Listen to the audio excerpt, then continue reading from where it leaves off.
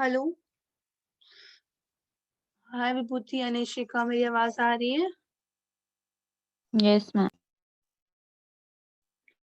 मैं ये बताने जा रही हूँ ना, मैं ट्यूसडे वेडनेसडे थर्सडे तीन दिन क्लासेस नहीं लूंगी। इसके बदले मैं सैटरडे और संडे शेड्यूल कर रही हूँ। तो आप टाइमिंग बता सकते हो कब फ्री? इसी टाइम पे लूँ 8:30 या फिर सुबह जा रहे हो आप? मैम यही टाइम ठीक है। ठीक है विभूति, आप दोनों एग्री करते हो ना? 8:30 फाइन। Yes ma'am. ओके। तो देखो, मैंने पिछले क्लास में आप लोग को आइसोमेरिज्म स्टार्ट किया था। आइसोमेरिज्म आपको पता है क्या होता है? आइसोमेरिज्म जनरली होता है दो तरह के, मैंने बताया स्ट्रक्चरल और स्टेरियोमर्स। ठीक है, मैंने स्ट्रक्चर में पढ़ाया था चेन, पोजीशन, फंक्शनल और मेटामेरिज्म। यहाँ तक तो आपको पता है ना? आज हमें बताना टॉटोमेरिज्म। स्टार्ट करें? Yes ma'am. Any doubt? पिछले क्लास में जो भी टॉपिक आपको डाउट लगा वो आप पूछ लो मुझसे। कोई डाउट नहीं है ना? तो मैं आपको टॉटोमेरिज्म बता देती हूँ। देखो, पहले तो आप देखो, टॉटोमेरिज्म में स्टार्ट करने जा रही हूँ तो पहले आपको कुछ टर्म पता होना चाहिए, जैसे कार्बोनिल कार्बन क्या होता है। देखो, कार्बन डबल बॉन्ड ऑक्सीजन, इसी को हम क्या कहते हैं? कार्बोनिल कार्बन कहते हैं। कार्बन के साथ अगर डबल बॉन्ड ऑक्सीजन लगा है उसे हम क्या कहते हैं? कार्बोनिल कार्बन कहते हैं। ठीक है, और आप लोग सबको पता है ना, कार्बन जो है वो 4 बॉन्ड बनाता है, टेट्रावेलेंट है। ठीक है, तो 1 2 3 4 बॉन्ड बनाया। ठीक है, इसी को हम कार्बोनिल कार्बन कहा। अब दूसरा चीज आपको पता होना चाहिए, एल्डिहाइड और कीटोन क्या होता है, क्योंकि हम 12th में पढ़ने जाएंगे ये सब एल्डिहाइड और कीटोन। तो हमें एक बेसिक आइडिया, ब्रीफ आइडिया होना चाहिए कीटोन और एल्डिहाइड होता क्या है। अब आके कार्बोनिल कार्बन के दोनों साइड अगर कार्बन अटैच है, both side carbon is attach, this is called ketone. इसे हम क्या कहते हैं? कीटोन कहते हैं। ठीक है, अगर मैं कार्बन के एक साइड लगा दूं, मैं सी एच लगा दूं, एक साइड हाइड्रोजन, मतलब एल्डिहाइड में क्या होता है, एक साइड हाइड्रोजन लगाना कंपलसरी होता है। ठीक है, इसे हम कहते हैं एल्डिहाइड। एशिका एंड विभूति, आपको कीटोन और एल्डिहाइड समझ में आ गया और कार्बन कार्बन समझ में आया? एल्डिहाइड और कीटोन हम क्लास 12 में पढ़ेंगे, तो इससे बेटर है कि हम अभी क्लियर करते चलें। ठीक है, तो अब मैं तुम्हें टॉटोमेरिज्म पढ़ाने जा रही हूँ। देखो, टॉटोमेरिज्म वही शो करते हैं जिनके पास, जिस कार्बोनिल कार्बन के पास अल्फा हाइड्रोजन हो। अब देखो, अल्फा हाइड्रोजन क्या होता है? इसलिए आपका कार्बोनिल कार्बन हो गया। ठीक है, इसके बगल में एक कार्बन अटैच है CH3, और यहाँ अटैच है CH3। ठीक है, तो आपका जो कार्बोनिल कार्बन है उसके बगल वाले कार्बन को हम कहते हैं अल्फा कार्बन। क्या कहते हैं इसके बगल वाले कार्बन को? Alpha carbon. उसके बगल में एक और कार्बन रहेगा जिसे हम बीटा कार्बन कहेंगे। क्या कहेंगे? Beta carbon. और इसके बगल में एक और कार्बन रहेगा, that is called gamma carbon. ठीक है, तो आपका टॉटोमेरिज्म वही शो करेगा जिस जिस कार्बोनिल कार्बन के से अटैच कार्बन के पास अल्फा हाइड्रोजन हो। तो आप देखो, इस कार्बन कंपाउंड के बगल में ये भी आपका अल्फा कार्बन है और ये भी अल्फा कार्बन है। अल्फा कार्बन वही होता है कि आपके कार्बोनिल कार्बन से अटैच कार्बन को हम अल्फा कार्बन कहते हैं। ठीक है, तो आप देखो, एक ये भी अल्फा कार्बन है, एक ये भी अल्फा कार्बन है। इससे जो हाइड्रोजन अटैच है, this is called alpha hydrogen. इसे क्या कहते हैं हम? अल्फा हाइड्रोजन कहते हैं। आया समझ में Ishika and Vibhuti? Yes ma'am. तो टॉटोमेरिज्म वही शो करेंगे जिनके पास क्या हो? अल्फा हाइड्रोजन हो, they will show tautomerism. Clear है? अब देखो, टॉटोमेरिज्म होता क्या, मैं आपको समझाने जा रही हूँ। ठीक है, तो आप हेडिंग दो टॉटोमेरिज्म, उसके बाद एक पॉइंट लिख लो, उसके बाद मैं बताती हूँ। इन कार्बोनिल कंपाउंड,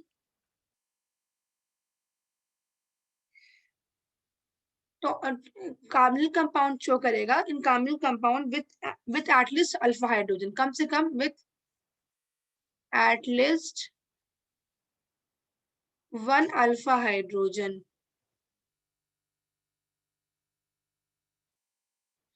ऐसा कार्बन कार्बन कंपाउंड जिसमें कम से कम क्या होना चाहिए? एक अल्फा हाइड्रोजन होना चाहिए, वही आपका टाइटोमेरिज्म टॉटोमेरिज्म शो करेगा। देखो, मैं तुम्हें दिखाने जा रही हूँ, CH3 है, सी डबल बॉन्ड O है, ये हाइड्रोजन है, ठीक है। अब देखना इस कार्बन से जो अटैच है carbon, this is called alpha carbon, any doubt? और इस कार्बन से जो अटैच है उसे क्या कहेंगे हम? अल्फा हाइड्रोजन, ठीक है। तो अल्फा हाइड्रोजन है, तो अब इस टॉटोमेरिज्म में कुछ नहीं होता है। आपका क्या होता है, अब देखो एक टॉपिक, एक चीज और आप समझ लो, विनाइल क्या होता है। विनाइल आपने पढ़ा होगा, विनाइलिक अलाइलिक। देखो विनाइल क्या होता है, जैसे मान लो आपका कोई फंक्शनल ग्रुप अटैच है, alcohol is a functional group, ठीक है। तो अल्कोहल जिस कार्बन से अटैच है उसके बगल में अगर डबल बॉन्ड है, अगर अल्कोहल जिस कार्बन से अटैच है उस कार्बन से अगर डबल बॉन्ड इसके अटैच है उसे कहते हैं विनाइल, ठीक है। या फिर अल्कोहल जिस कार्बन से अटैच है उसके जस्ट एडजेसेंट वाले कार्बन में डबल बॉन्ड है, उसे हम कहते हैं अलाइलिक। क्या कहते हैं? अलाइलिक। समझ गए ये बात? विनाइलिक और अलाइलिक में कोई डाउट है क्या? विनाइलिक उससे कहते हैं कि जिससे आपका फंक्शनल ग्रुप अटैच हो उसके जस्ट बगल वाले कार्बन पे डबल बॉन्ड हो, और अलाइलिक उससे कहते हैं जिससे आपका फंक्शनल ग्रुप अटैच है उसके अल्टरनेट कार्बन पे डबल बॉन्ड हो। एनी डाउट रिगार्डिंग विनाइलिक और अलाइलिक?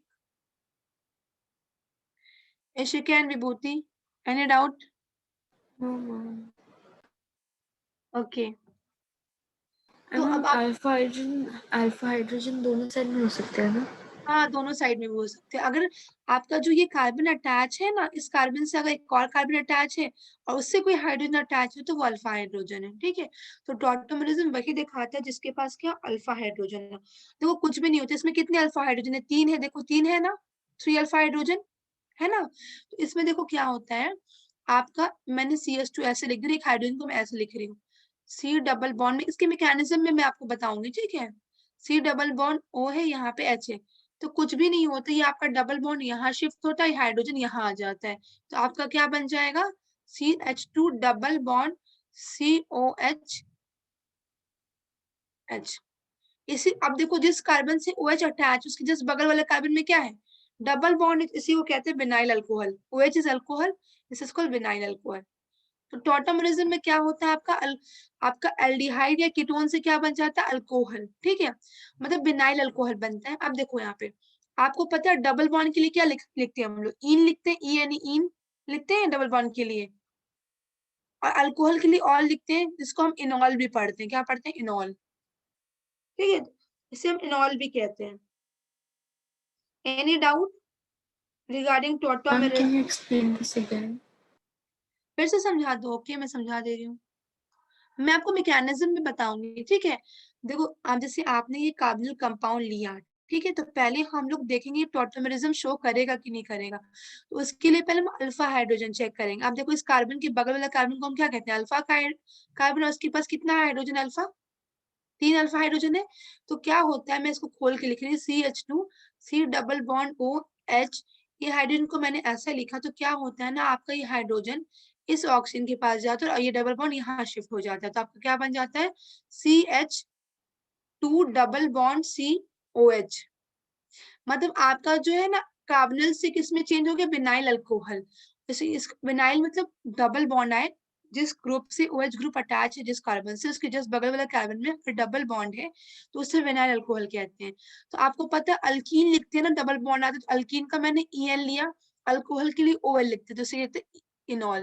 जिसे हम पढ़ते हैं इनॉल टॉटोमेरिज्म, ठीक है। तो इसमें कुछ भी नहीं होता, बस आपका हाइड्रोजन का ट्रांसफर है, H यहाँ आ रहा है और डबल बॉन्ड यहाँ जा रहा है। समझ में आया? और ये तभी शो करेगा जब आपके पास अल्फा हाइड्रोजन होगा। मैं आपको इसके मैकेनिज्म भी बताती हूँ, आप टेंशन नहीं लेना। पर ये देखना, ये वाला जो कंपाउंड होता है ना वो लेस स्टेबल होता है।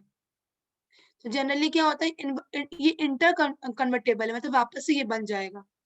मतलब दोनों में इक्विलिब्रियम रहता है, इधर भी बन सकता है इधर भी बन सकता है। अब मुझे इशिका एंड विभूति बताना, क्या ये कंपाउंड टॉटोमेरिज्म शो करेगा? This compound will show tautomerism और not? No ma'am. Vibhuti what about you, show करेगा ये?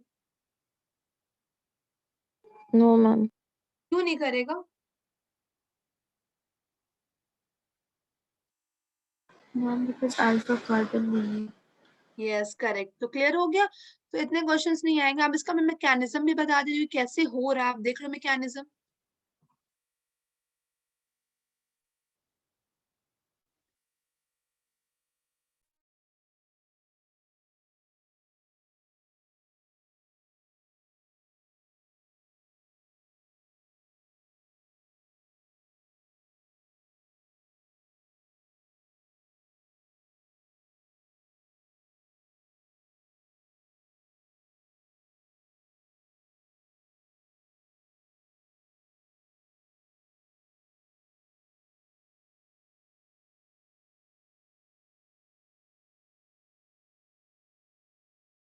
हाँ देखो, मैं इसका मैकेनिज्म बताने जा रही हूँ, होता कैसे है, ठीक है। मैकेनिज्म देख लो।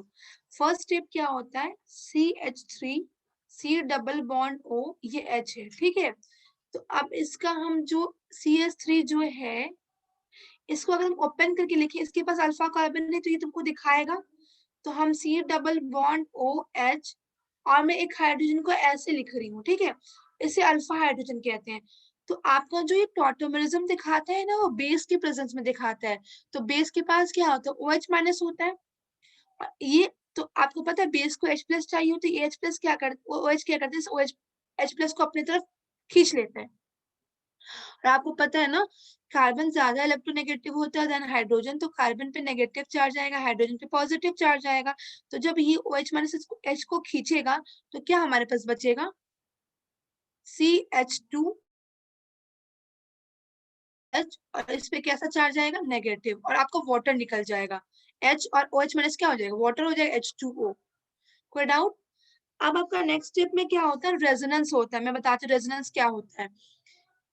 रेजोनेंस में बॉन्ड का डीलोकलाइजेशन में पाई बॉन्ड का, तो आप ये जो देख रहे हैं पाई बॉन्ड ऑक्सीजन के साथ जो लगा, ये पाई बॉन्ड, आपको पता है जो कार्बन और ऑक्सीजन में जो ऑक्सीजन होता है ना, वहाँ कोई दिक्कत है क्या Ishika and Vibhuti? Ma'am I was saying वो सी के ऊपर वो तो प्लस नहीं हो जाएगा? नहीं, प्लस क्यों नहीं हो, सुनो। आपको जो आपने जब इलेक्ट्रोनेगेटिविटी में पढ़ाया था, कहा था कार्बन जो होता है ना, वो हाइड्रोजन से ज्यादा इलेक्ट्रोनेगेटिव होता है। इलेक्ट्रोनेगेटिव उसे कहते हैं जो इलेक्ट्रॉन को अपने तरफ अट्रैक्ट करते हैं, ठीक है। जब आपने पढ़ा होगा कटायन और अनायन, कटायन किसे कहते हैं, मतलब पॉजिटिव चार्ज आना। पॉजिटिव चार्ज कब आता है, जब कोई इलेक्ट्रॉन लूज करता है, और नेगेटिव चार्ज कब आता है, जब कोई इलेक्ट्रॉन गेन करता है। आपने हमेशा देखा होगा हाइड्रोजन जो है H प्लस की फॉर्म में निकलता है, मतलब हाइड्रोजन की जो इलेक्ट्रोनेगेटिविटी कार्बन से बहुत कम होती है, तो कार्बन क्या करता है, हाइड्रोजन का इलेक्ट्रॉन अपने पास खींच लेता है, मतलब उसको देता नहीं, बोलता तुम ऐसे ही जाओ। तो हाइड्रोजन अपना इलेक्ट्रॉन देके H प्लस की फॉर्म में बाहर निकल जाता है, और ये आपका कार्बन पे माइनस चार्ज आ जाता है। क्लियर हुआ शिका? और एक चीज देख लो, आपका जब H प्लस निकला और पहले से आपके पास OH माइनस था, तो क्या बन जाएगा, H2O बन जाएगा, वाटर। मैंने यहाँ वाटर निकाला है। अब समझ आया शिका? अब देखो क्या ये आपका बन गया प्रोडक्ट। तो देखो, आपने रेजोनेंस पढ़ा था, रेजोनेंस में कुछ नहीं होता, रेजोनेंस में आपका है ना, पाई बॉन्ड का डीलोकलाइजेशन होता है। अब देखो, इलेक्ट्रॉन वही जाता है जो ज्यादा इलेक्ट्रोनेगेटिव होता है। अब बताना, कार्बन और ऑक्सीजन में ज्यादा इलेक्ट्रोनेगेटिव कौन होता है? अगर आपको इलेक्ट्रोनेगेटिविटी की आइडिया नहीं है, तो मैं आपको बता देती हूँ एक बार। आपको पता है पीरियोडिक टेबल में पहले कार्बन आता है, फिर नाइट्रोजन, फिर ऑक्सीजन, फिर फ्लोरीन। जब हम अक्रॉस द पीरियड जाते हैं, तो साइज जो है ना डिक्रीज करता है, ठीक है। आप तुमको पता है एटम के बीच में क्या होता है, पॉजिटिव चार्ज, पॉजिटिव क्या करेगा, इलेक्ट्रॉन को अपने तरफ अट्रैक्ट करेगा। और जब हम कार्बन टू फ्लोरीन जाते हैं, तो साइज क्या होता है, डिक्रीज करता है, ये बड़ा, फिर ये छोटा, फिर ये और छोटा, फिर ये और छोटा। अब जब साइज डिक्रीज करेगा, तो न्यूक्लियस के करीब हो गया, आराम से न्यूक्लियस क्या करेगा, इलेक्ट्रॉन को अपने तरफ अट्रैक्ट करेगा। तो हम जब लेफ्ट टू राइट पीरियड में जाते हैं, तो इलेक्ट्रोनेगेटिविटी क्या होती है, इंक्रीज करती है। अब देखना, बताना, कार्बन और ऑक्सीजन में ज्यादा इलेक्ट्रोनेगेटिव कौन लगेगा आपको, कौन है ज्यादा इलेक्ट्रोनेगेटिव, कार्बन और ऑक्सीजन। ऑक्सीजन है। अब जो ये पाई इलेक्ट्रॉन देख रहे हो आप, मैं सब थोड़ा कलर चेंज करती हूँ। हाँ, अब देखना, जो ये पाई इलेक्ट्रॉन देख रहे हो, पाई इलेक्ट्रॉन जो है यहाँ पे जाए पाई इलेक्ट्रॉन मतलब इलेक्ट्रॉन डेंसिटी। तो ऑक्सीजन ज्यादा इलेक्ट्रोनेगेटिव है, तो इसका इलेक्ट्रॉन कहाँ चला गया, उसका इलेक्ट्रॉन चला गया ऑक्सीजन के पास, ठीक है। और ये जो नेगेटिव चार्ज है ना, यहाँ पे आके बॉन्ड, अब देखो, अभी हटा दो, अभी मत समझो, अभी मैं एक स्टेप और समझा रही हूँ। अब देखो, ये जो बॉन्ड है, इसका जो इलेक्ट्रॉन है वो ऑक्सीजन के पास चला गया, तो कार्बन पे कैसा चार्ज आएगा, पॉजिटिव। तो वो ऐसे बनेगा, CH2C प्लस, ऑलरेडी यहाँ पे माइनस चार्ज है, और आपके यहाँ पे नहीं क्या आ मैम, ये गया, जो नेगेटिव क्यों है वो मुझे समझ में नहीं आया। ये नेगेटिव क्यों आया, ये पूछ रही हो आप? Yes ma'am. इस कार्बन और हाइड्रोजन के बीच में क्या हुआ, बॉन्ड बना। बॉन्ड कैसे बनता है, इलेक्ट्रॉन के देने से बनता है, इलेक्ट्रॉन की शेयरिंग से बनता है ना। तो आपका देखो, कार्बन जो है ना, वो ज्यादा इलेक्ट्रोनेगेटिव होता है। तो वो क्या करता है, आपको पता है, नेगेटिव चार्ज दिखाता है इलेक्ट्रॉन डेंसिटी, और पॉजिटिव दिखाता है इलेक्ट्रॉन डिफिशियंट, ये तो पता है ना। तो कार्बन क्या करता है ना, जब ये बॉन्ड टूटता है, मैम जब क्या दिखाता है? नेगेटिव चार्ज शो करता है कि इलेक्ट्रॉन डेंसिटी ज्यादा है, इलेक्ट्रॉन डेंसिटी क्या है, ज्यादा है। मतलब आपके पास एक्स्ट्रा इलेक्ट्रॉन है और पॉजिटिव साइन दिखाता है कि इलेक्ट्रॉन डिफिशियंट है। आपने पढ़ा था कैटायन और एनायन। फॉर एग्जाम्पल मैं यहाँ यस मैम। समझाते हैं, सोडियम है, सोडियम का एटॉमिक नंबर क्या होता है? 11 होता है ना? Yes ma'am. ठीक है, 11 होता है तो एक सेकेंड रुकना बस इसको, हाँ मैक्सिमाइज कर दूं, हाँ तो 11 होता है, ठीक है। तो इसका क्या लिखती हो तुम? इसको लिखती हो, अभी हम नॉर्मल लिख रहे 281, ठीक है 11। अगर मैं इसमें से एक इलेक्ट्रॉन हटा दूं तो सोडियम पे कैसा चार्ज आएगा? पॉजिटिव आएगा, यस आया ना? मैम। तो ये पॉजिटिव, अगर मान लो इस पे एक इलेक्ट्रॉन में दे देती है, जैसे सोडियम मेटल इलेक्ट्रॉन लेते नहीं है, तो 2 हो जाता, तो एक इलेक्ट्रॉन लेते इसमें कैसा नेगेटिव चार्ज आता, समझ यस गई? मैम।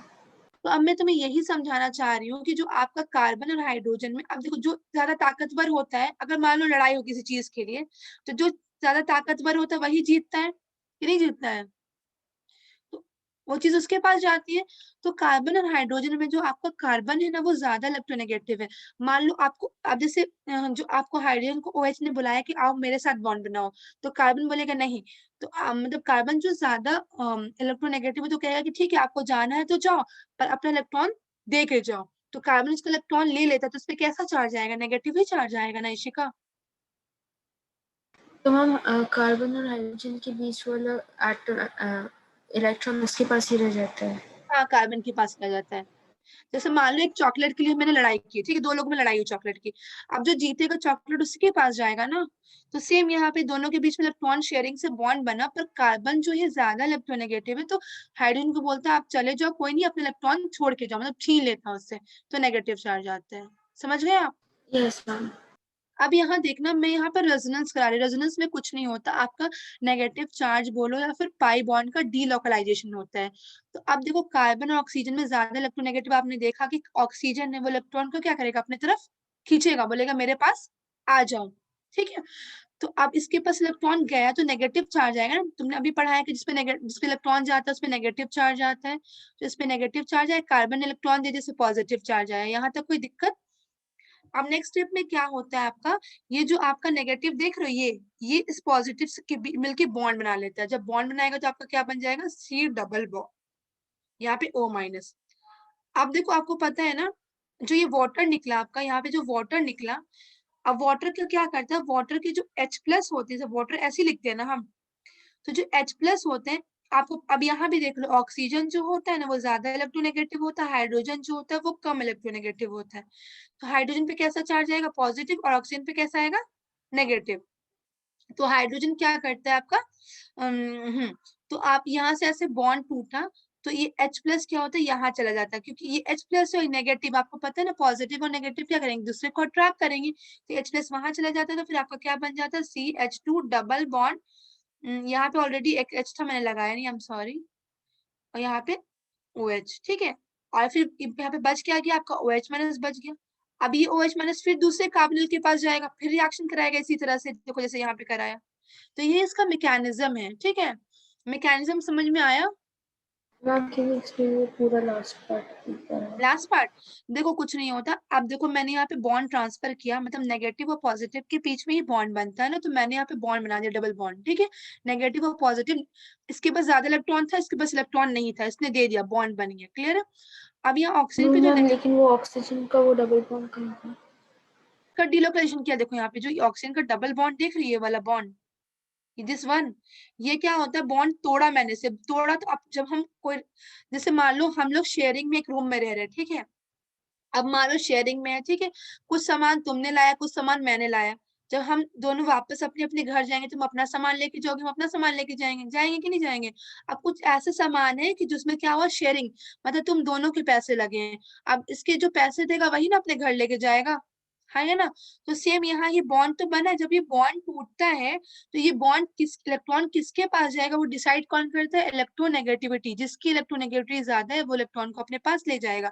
तो ऑक्सीजन की ज्यादा है तो ये बॉन्ड यहाँ ट्रांसफर हो गया, ऑक्सीजन पे देखो नेगेटिव चार्ज आ गया, नेगेटिव मींस एक्स्ट्रा इलेक्ट्रॉन, और कार्बन के पास कुछ नहीं रहा तो उस पर पॉजिटिव चार्ज आ गया, जो यहाँ पे मैंने दिखाया है। समझ में आई यस शिका? मैम। Yes ma'am. अब हो गया। अब यहाँ पे फिर ये कार्बन के नेगेटिव और पॉजिटिव ने बॉन्ड, इसके पास कुछ नहीं था, इसके पास बहुत कुछ है। अब जैसे मान लो कि एक मैंने फ्लैट खरीदा, ठीक है, अब एक लड़की उसके पास कुछ भी नहीं है और एक लड़की को सब सामान है, तो वो आएगी सारा सामान देगी तो क्या होगा? उसके पास उसका भी जरूरत पूरा हो जाएगा। सेम हियर कि इसके पास इलेक्ट्रॉन ज्यादा है, इसके पास इलेक्ट्रॉन नहीं है, तो ये क्या करते हैं अपने इलेक्ट्रॉन इसको दे देती है, तो यहाँ पे बॉन्ड बन गया। अब ये ऑक्सीजन पे जो नेगेटिव चार्ज है उसे हमें कम करना पड़ेगा। देखो कोई भी कंपाउंड स्टेबल तब होता है जब उसपे कोई चार्ज ना हो। तो जो हमारा यहाँ वाटर बना था ना, वाटर से फिर H+ टूटता है और टूटने के बाद इस ऑक्सीजन के पास चला जाता है, तो ये OH बन गया। अब वापस हमारे पास OH- खाली मिल जाता है, तो फिर से बॉन्ड, फिर से रिएक्शन इनिशिएट कराएगा, जैसे यहाँ पे हुआ था। अब समझ में ये आया? वाला पार्ट समझ में नहीं आया। Which part? ये वाला H+ वाला। यस देखो मैम। देखो अब क्या होता है ना, ये ऑक्सीजन को प्रोटॉन चाहिए होता, क्योंकि कोई कंपाउंड स्टेबल नहीं होता है, स्टेबल होने के लिए इसमें चार्ज नहीं होना चाहिए। तो अब H2O आप देख रहे हो, H2O में क्या होता है, अब ये वाटर हमारे रिएक्शन में है, तो वाटर में आपको पता है वाटर का फॉर्मूला H2O होता है, हाइड्रोजन ऑक्सीजन हाइड्रोजन। अब बताना ऑक्सीजन और हाइड्रोजन में ज्यादा इलेक्ट्रोनेगेटिव कौन होगा? ऑक्सीजन होगा। तो ऐसे इन दोनों के बीच में बॉन्ड टूटता है, और ऑक्सीजन क्या करता है, हाइड्रोजन के साथ जब बॉन्ड बनाया तो इसका जो इलेक्ट्रॉन लगा उसे अपने पास खींच लेता है, और हाइड्रोजन किस फॉर्म में टूटता है? प्लस के फॉर्म में। और आपको पता ना प्लस और माइनस में क्या होता है? अट्रैक्शन होता है। तो ये प्लस चार्ज फिर ऑक्सीजन के पास चला जाता है, फिर OH बन गया, प्लस माइनस क्या होता है? न्यूट्रलाइज होके OH बन गया, और आपका OH- तो बाहर रह गया, रह गया ना भाई। हम स्टार्टिंग में जब हमने रिएक्शन इनिशिएट किया था, जो इसका H है इसको कौन अट्रैक्ट किया था? OH- किया था ना, तो फिर ये वापस जाके फिर दूसरा रिएक्शन स्टार्ट करता है। समझ में आया?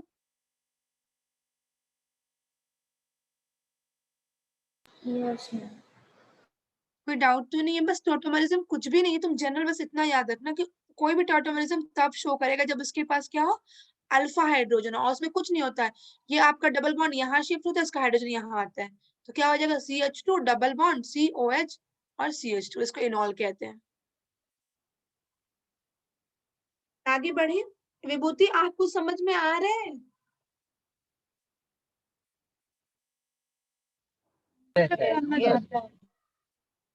ओके हम आगे बढ़ते हैं। एक मैं आपको टॉपिक थोड़ा एक टॉपिक है डिग्री का अनसैचुरेशन, मैं बाद में कराऊंगी लास्ट में, पहले स्टीरियो कर लेते हैं, ठीक है? अब देखो स्टीरियो आइसोमरिज्म क्या होता है। स्ट्रक्चर ओवर हो गया, स्ट्रक्चर में हमने चेन पढ़ा था, पोजीशन पढ़ा था, फंक्शनल पढ़ा था, रिंग चेन आइसोमरिज्म पढ़ा था, और हमने क्या पढ़ा था? और हमने टॉटोमेरिज्म पढ़ा और मेटामेरिज्म पढ़ा। इसमें कोई डाउट तो नहीं है आप लोगों को?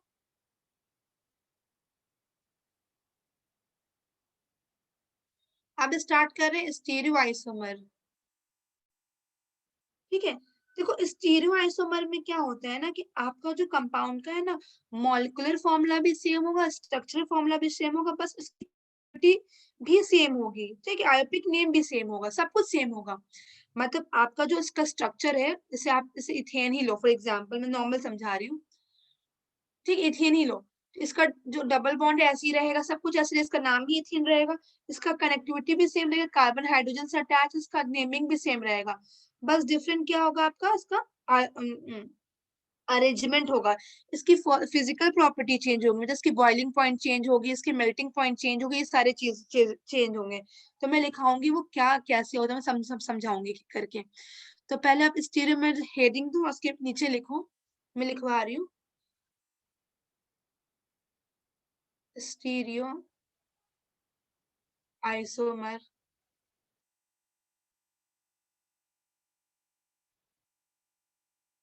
इसका structure formula same,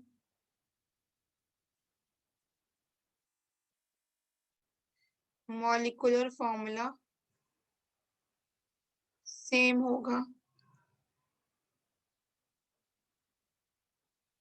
connectivity between atom will be same, आपका आयोपिक नेम भी क्या होगा? सेम होगा। ये सारी चीजें क्या होंगी? सेम होंगी। डिफरेंट क्या होगा मैं बता रही हूँ, 3D अरेंजमेंट,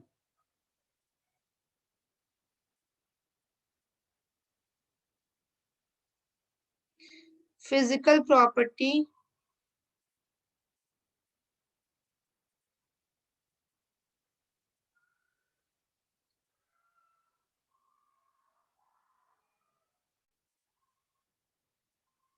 केमिकल प्रॉपर्टी, ये सारी चीज आपकी क्या होंगी, डिफरेंट होंगे। हमें हर चीज एक एक चीज करके डिस्कस करेंगे, इतना आप नोट डाउन कर लो पहले।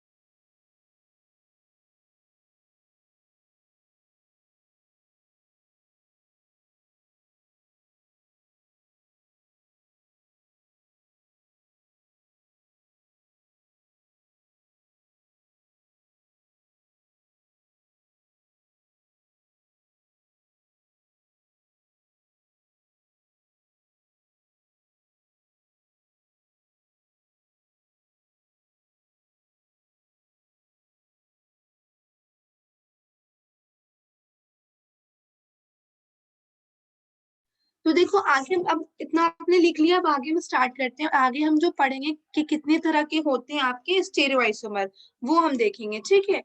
अब स्टेरियोआइसोमर जो होते हैं, मैं यहाँ लिख रही हूँ।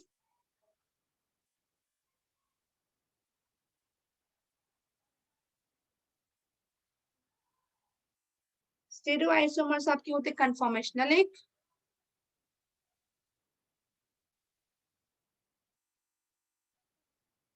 एक कन्फॉर्मेशनल होता है, दूसरा कॉन्फ़िगरेशनल होता है।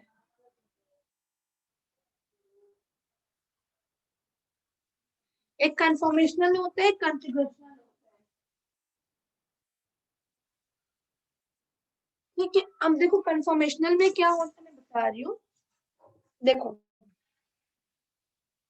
देखो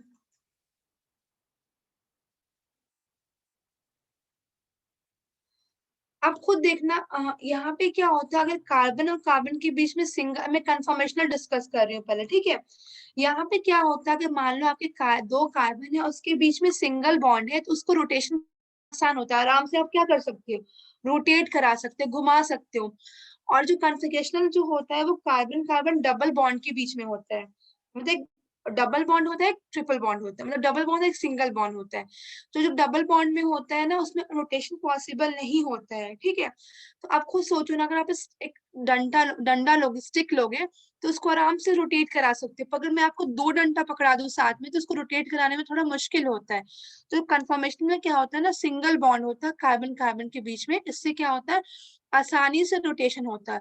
और कॉन्फ़िगरेशन में क्या होता है, डबल बॉन्ड होता है कार्बन कार्बन के बीच में, तो फिर वो उसमें रोटेशन होना पॉसिबल नहीं होता है। अभी हम सारा कुछ समझेंगे एग्जाम्पल से, तो आपको क्लियर होगा, तो इसलिए आप परेशान नहीं होना, हम आगे कर रहे मूव ऑन। हाँ, अब मैं देखो कन्फर्मेशनल क्या होता है, इसका डेफिनेशन मैं लिखा दे रही हूँ। इंटर कन्वर्जन इंटर कन्वर्जन एक तरह का रोटेशन हुआ, ठीक है। Inter conversion between the between the forms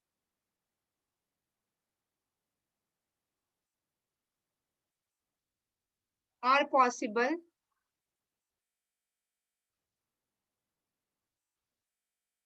via free rotation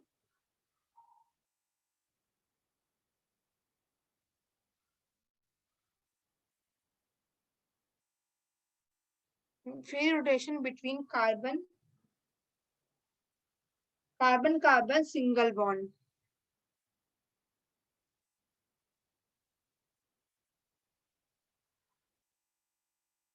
हम सारे कुछ डिस्कस करेंगे, अब परेशान नहीं हो, कन्फर्मेशन यही होता है। अब जो कॉन्फ़िगरेशनल होता है वो लिखो क्या होता है। Those isomer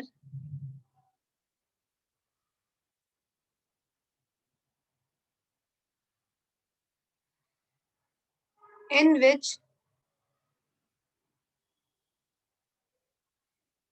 interconversion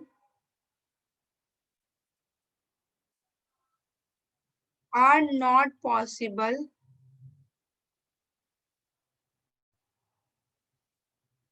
via rotation. इसमें क्या होगा, आपका इंटर कन्वर्जन पॉसिबल नहीं होता, एक फॉर्म दूसरे फॉर्म में रोटेट होके नहीं। अभी एग्जांपल से आप सब समझ जाओगे, ये दो तरह का होता है, this is of two type. पहला होता है ऑप्टिकल, हम सब डिस्कस करेंगे, ठीक है।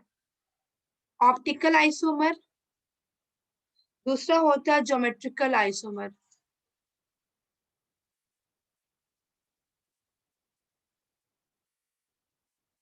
ठीक है, ऑप्टिकल आइसोमर्स भी दो तरह का होता है, एक होता है एनांशियोमर, दूसरा होता है डायस्टोमर्स।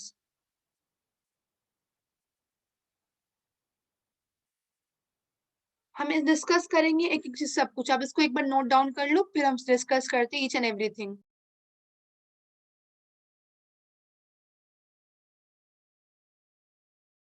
मैम ऑप्टिकल के नीचे क्या क्या लिखा हुआ है?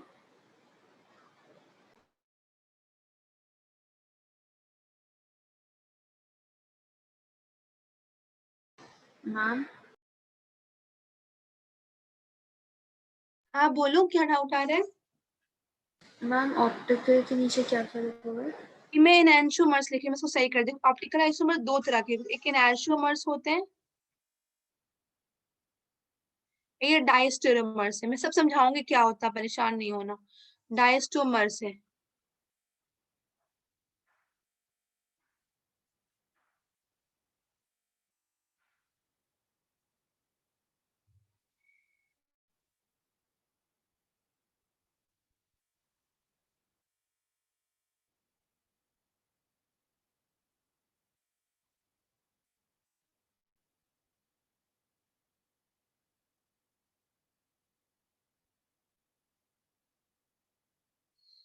अब आगे बढ़े, यहाँ तक क्लियर है?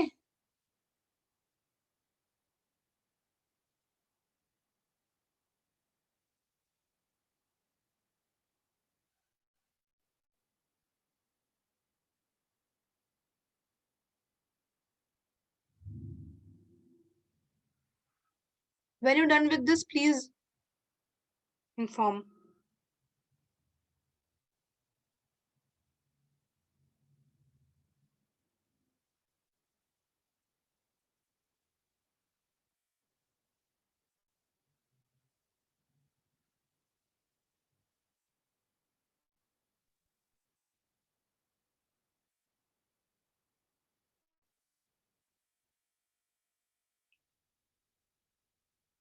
आगे बढ़े इशिका एंड विभूति, कोई डाउट तो नहीं है यहाँ तक?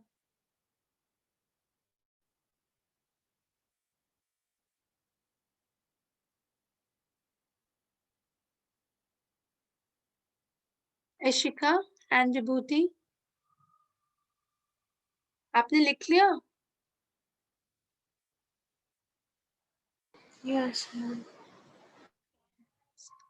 अब हम लोग देखो, अब हम लोग ये टॉपिक पढ़ेंगे, कॉन्फ़िगरेशनल पढ़ेंगे, और उसमें हम पढ़ेंगे ऑप्टिकल पढ़ेंगे, आइसोमर, फिर हम ज्योमेट्रिकल पढ़ेंगे, ऑप्टिकल में एनांशियोमर और डायस्टोमर्स पढ़ेंगे, फिर ज्योमेट्रिकल पढ़ेंगे, फिर कन्फॉर्मेशनल पढ़ेंगे। तो ये टॉपिक हमारा फिर क्लियर हो जाएगा। ठीक है, तो हम कॉन्फ़िगरेशनल में स्टार्ट करते हैं, ऑप्टिकल। कोई आइडिया इशिका एंड विभूति, आप स्कूल में पढ़ा है, कुछ आइडिया, नाम सुना है? ऑप्टिकल कैसा लग रहा है कुछ?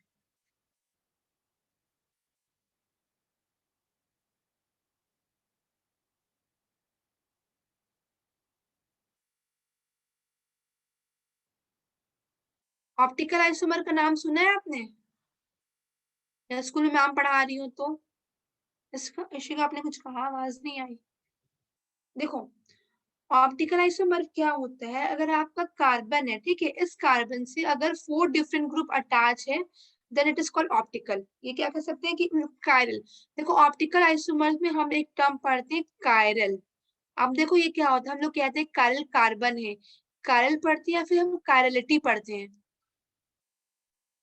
ठीक है, अब कायरल किसको कहते हैं, अगर किसी कार्बन से 4 डिफरेंट ग्रुप अटैच है, अगर कार्बन से 4 डिफरेंट ग्रुप अटैच है उसे हम कहते हैं वो कायरल कार्बन है। क्या है? कायरल कार्बन है। अगर किसी कार्बन से 4 डिफरेंट ग्रुप अटैच है उसे हम क्या कहते हैं कि वो क्या है? कायरल कार्बन है। कोई डाउट? अब देखना एक बात यहाँ पे मैं तुम्हें बताने जा रही हूँ। अब हम लोग पता करते हैं कि कोई भी ऑप्टिकल एक्टिव है या नहीं है। कैसे पता करते हैं? पहले हाँ देखो, अगर मैंने ये कार्बन लिया, ठीक है, इससे अगर 4 डिफरेंट ग्रुप अटैच होना चाहिए तो पहले वो कायरल कार्बन क्या रहेगा? A B C D. जब हम इसका मिरर इमेज बनाते हैं, फॉर एग्जाम्पल आप खुद देख लो, आपके 2 हाथ हैं, ठीक है, आपके 2 हाथ, एक हाथ ऐसे है, ठीक है, और दूसरा आपका हाथ कैसा? सेम है, बट देखो एक दूसरे का मिरर इमेज लगता है कि एक दूसरे का मिरर इमेज है, ऐसा फील होता है।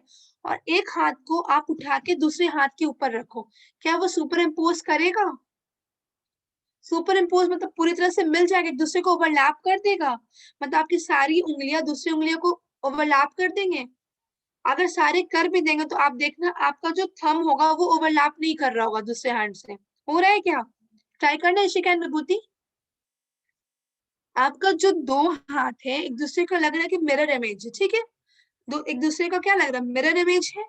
मिरर इमेज में मतलब जब हम आईने में देखते हैं अपने आप को तो जो इमेज आता है that is called mirror image. तो हमने एक हाथ के बीच में एक आईना रख देंगे तो यही दिखेगा ना।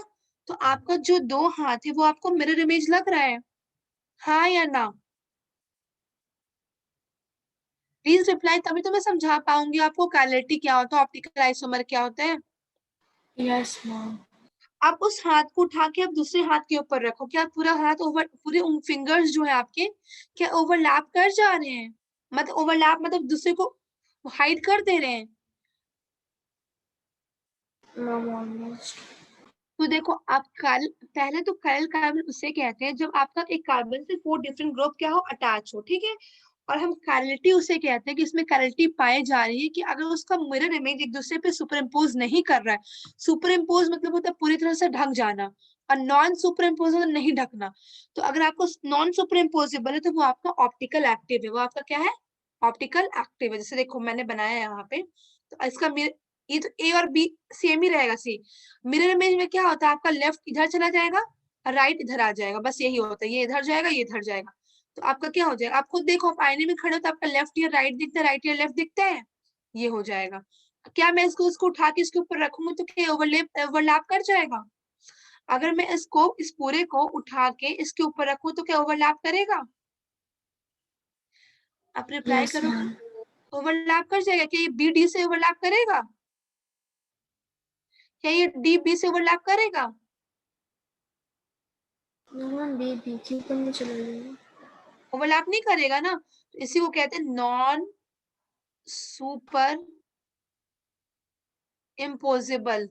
तो अगर किसी कंपाउंड में 4 डिफरेंट ग्रुप अटैच हो और उसका मिरर इमेज एक दूसरे पे इम्पोज नहीं हो रहा है, that is called chiral carbon, या कहते हैं ऑप्टिकल एक्टिव है। क्या है वो? Optical active.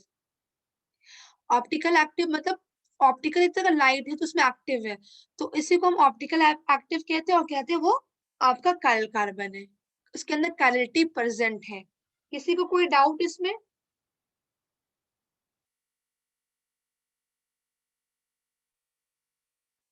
Any doubt? Ishika and Vibhuti, मैं आपको एक एग्जांपल भी करा दे रही हूँ जैसे नॉर्मल लेके। जैसे मान लो आपका ये मैंने कार्बन बनाया है, ठीक है, मैंने यहाँ पे एक CH3 ग्रुप लगा दिया, यहाँ पे मैंने एक हाइड्रोजन लगा दिया, यहाँ पे मैंने क्लोरीन लगा दिया, यहाँ पे ब्रोमीन लगा दिया। अब बताने ये कार्बन कायरल है या नहीं है?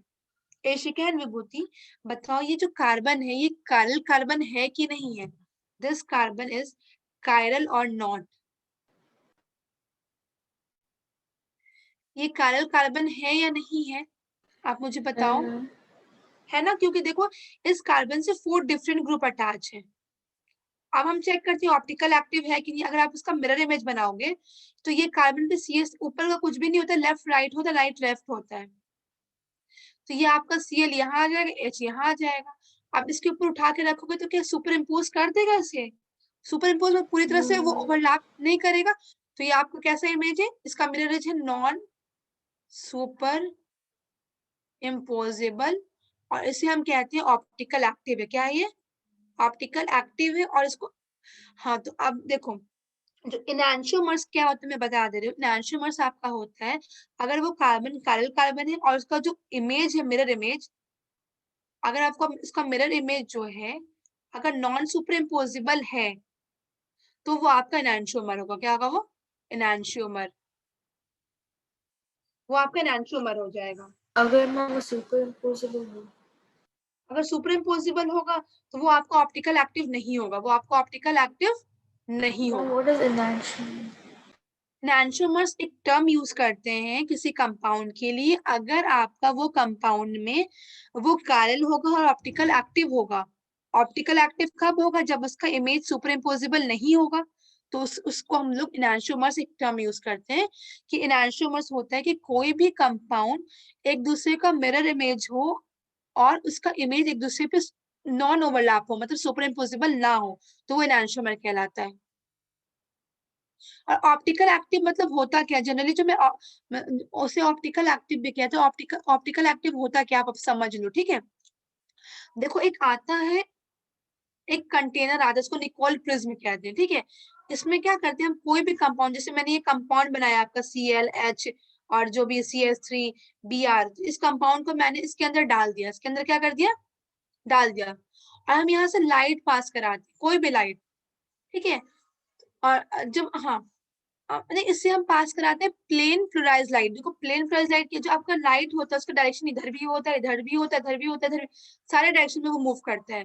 जो प्लेन फ्लोराइज लाइट होता है उसका एक ही डायरेक्शन होता है, ऐसे रहेगा, सब एक ही डायरेक्शन में रहेगा, ठीक है।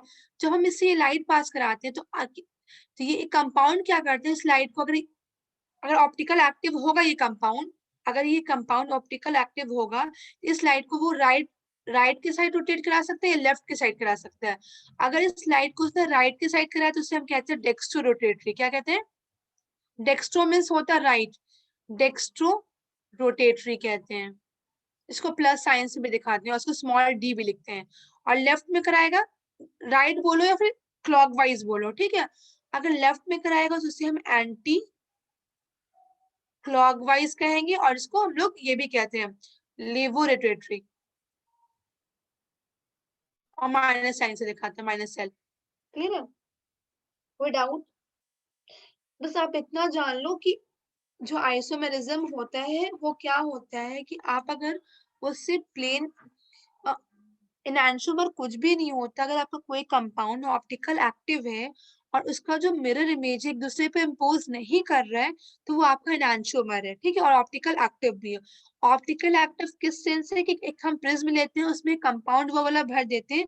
अगर वो ऑप्टिकल एक्टिव होता है तो उस कंपाउंड को एक ही डायरेक्शन में वो लेफ्ट रोटेट कराएगा या राइट रोटेट कराएगा। आप अगर लेफ्ट कराते हैं तो इसको हम लेवो रोटेटरी कहते हैं। लेवो LAEVO। और राइट कराते हैं उसे डेक्स्ट्रो मैम ये रोटेटरी। बहुत कंफ्यूजिंग हो जा रहा है। कंफ्यूजिंग हो जा रहे हैं? ठीक है, आप ये बताओ पहले मुझे कि आपको कायल समझ में आया? कायल कार्बन क्या होता है? Yes ma'am. ऑप्टिकल इनैंशियोमर समझ में आया? इनैंशियोमर्स यही होता है कि अगर आप किसी कंपाउंड का मिरर इमेज बनाते हो और उस इमेज को उठा के उस पे वापस से रखते हो, अगर वो पूरी तरह से इम्पोज नहीं हो रहा, ढक मतलब ओवरलैप नहीं कर रहा है, तो वो इनैंशियोमर होता है। वो क्या कहलाता है? इनैंशियोमर। इनैंशियोमर लेकिन होने मैम के लिए अगर वो सुपर इम्पोजिबल हो भी गया तो वो कायरल तो नहीं होगा?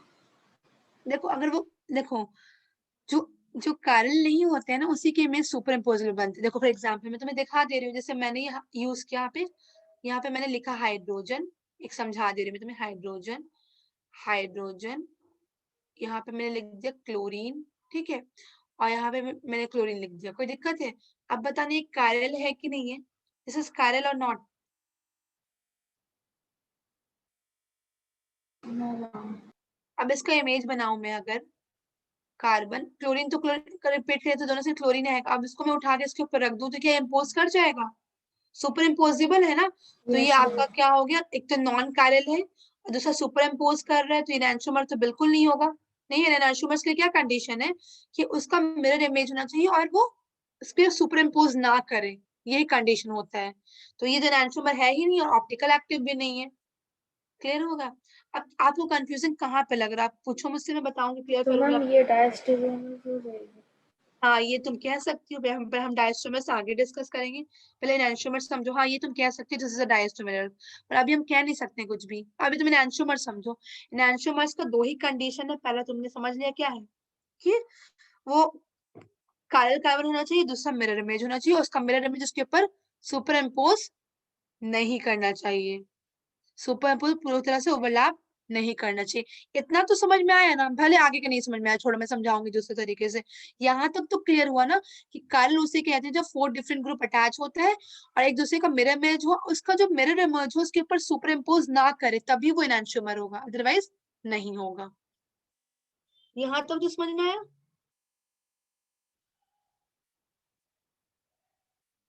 इशिका यस इतना मैम। ठीक है, इसका पहले आप इतना टेंशन नहीं लो, मैं सब समझाऊंगी धीरे धीरे, आप इसका डेफिनेशन लिख लो पहले क्या होता है। विभूति व्हाट अबाउट यू, आपको समझ में आ रहा है?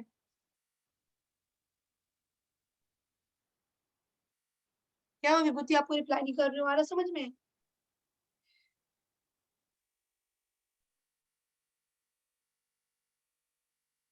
तो जो कायरल बोलो या कायरलिटी बोलो, विभूति आर यू देयर, ये होता क्या है? आपकी आवाज नहीं आ रही, आप बोल रही हो शायद पर माइक से आवाज नहीं, मैसेज ही कर दूं। तो देखो ये होते, it is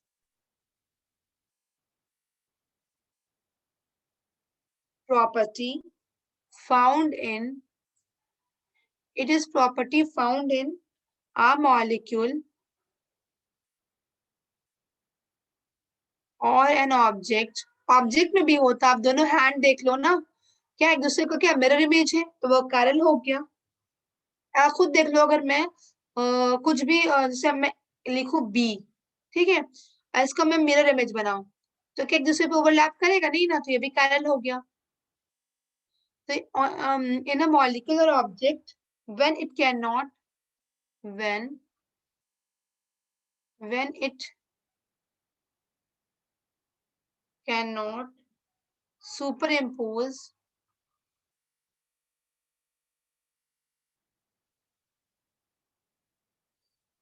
superimpose its own mirror image, its own mirror image। एक तरह का प्रॉपर्टी होता है, हम तभी कहेंगे कि कायरल है अगर वो 4 डिफरेंट ग्रुप से अटैच हो और उसका मिरर इमेज एक दूसरे पे सुपर इम्पोज ना हो, तो कायरल होगा। इसी को एनांशियोमर भी कहते हैं। कोई दिक्कत यहाँ तक? Any doubt regarding this?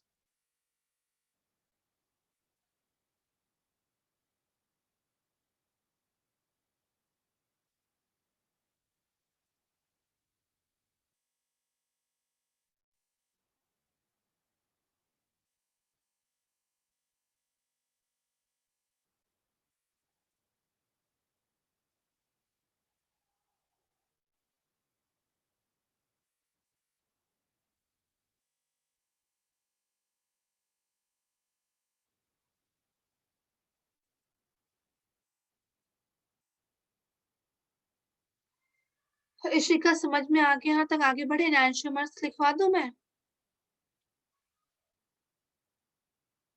Ishika and Vibhuti, are you there?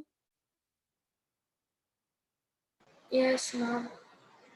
And Vibhuti what about you?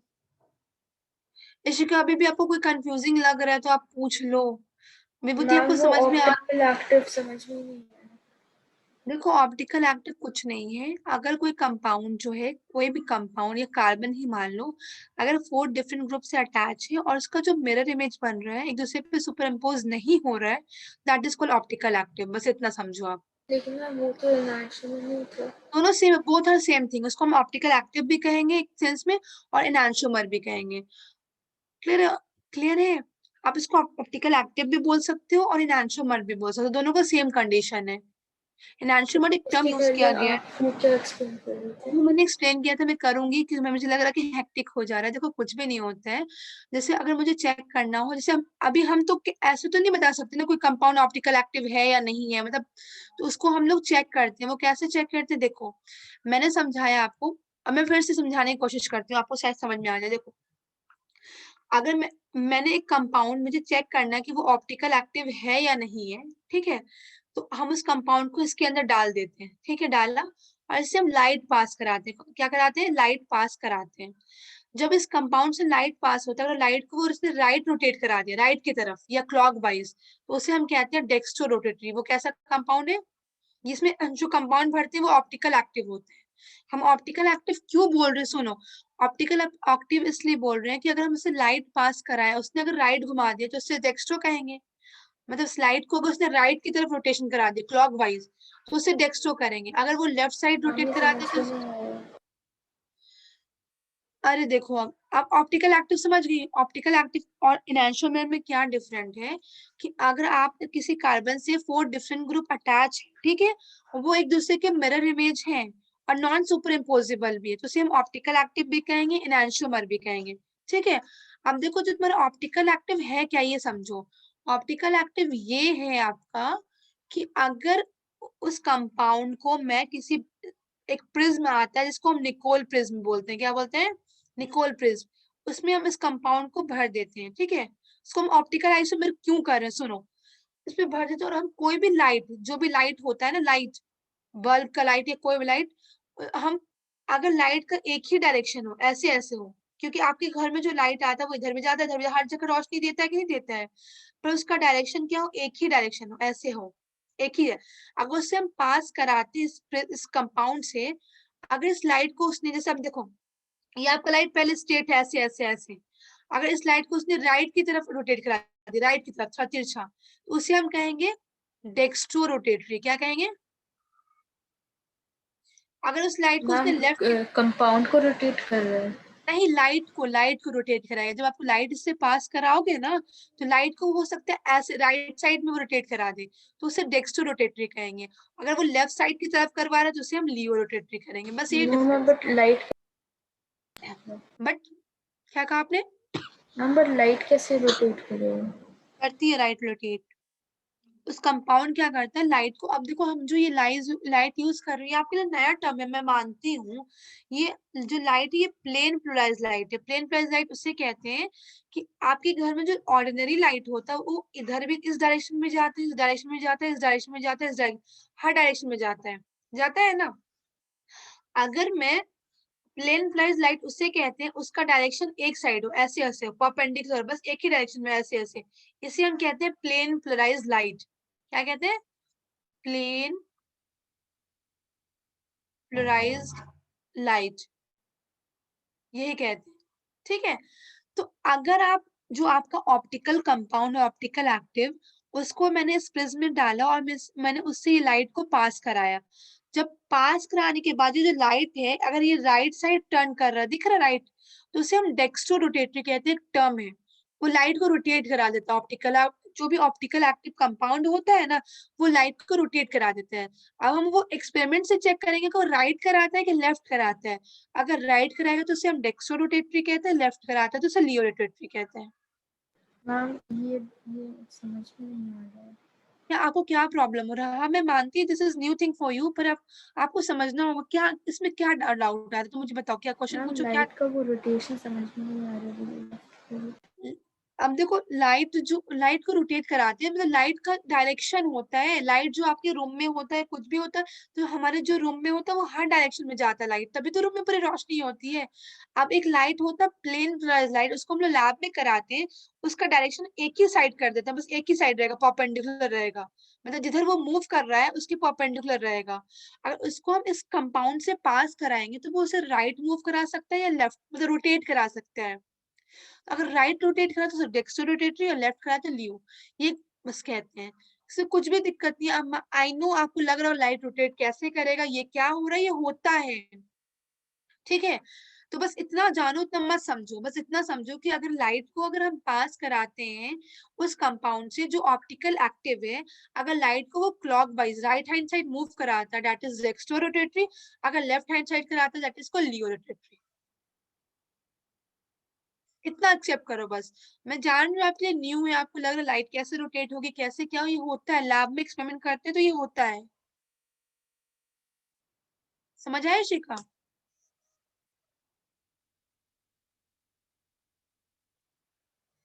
क्या हो गया शिखा? चलो यस मैं तो, मैम।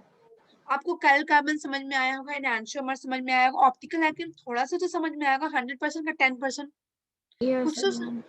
तो आप इतना टेंशन नहीं लो, आ जाएगा क्लियर, क्योंकि आप एक्सेप्ट नहीं कर पा रहे हो कि यार लाइट कैसे रोटेट करता है, ये होता है, ये सब हम लैब में कराते हैं, तो इसलिए आप टेंशन नहीं लो, ठीक है। यहाँ तक क्लियर हुआ है ना, थोड़ा सा तो समझ में आया, एनांशियोमर्स तो पूरा समझ में आ गया ना, कि कोई भी कंपाउंड अगर मिरर इमेज हो, अगर वो सुपर इम्पोज नहीं कर रहा हो, दैट इज कॉल्ड एनांशियोमर्स। यहाँ तक तो समझ में आ गया,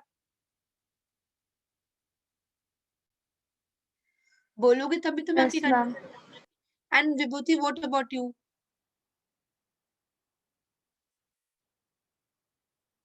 तो आज यहीं तक रहने दो, फिर हम लोग नेक्स्ट जो हमारी क्लास है वो फ्राइडे होगी, ठीक है, इसी टाइमिंग पे होगी, तो हम उस दिन आगे हम लोग डायस्टोमेरस सॉरी डायस्टेरियो आइसोमेरस पढ़ेंगे, और फिर हम लोग ज्योमेट्रिकल आइसोमर पढ़ेंगे, और फिर हम लोग कन्फॉर्मेशन पढ़ेंगे, तो ये टॉपिक हमारा खत्म, मतलब क्लियर हो जाएगा।